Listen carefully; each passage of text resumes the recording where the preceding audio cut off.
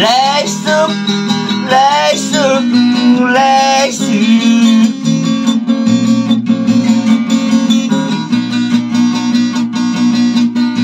vì cái là những bán mì cuốn xiên ra cá mây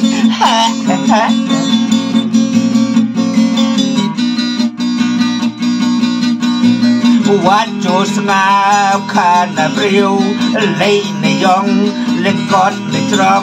จึงอีกอะไรก็กาดอน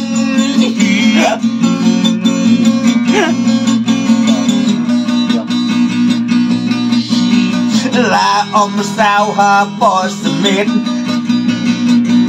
ดีกว่าอันเก่งดุดีอย่าเมกะใจอุบซาลาลาลาลาวันนุ่งเครมโยปั๊มที่นายอมและปล่อยให้ชนะได้สุขเลยpertama melihat men jadi em mày em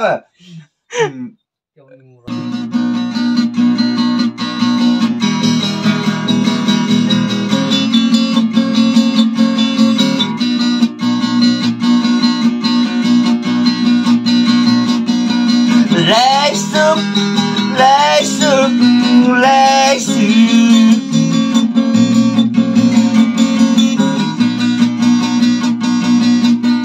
vì cái là những bán mì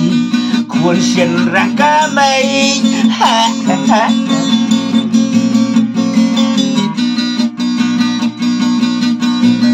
วัดโจสงาขานาเปรียวเลยในยองเล่นกอดในตรองจึงอีกอะไรก็กาดอน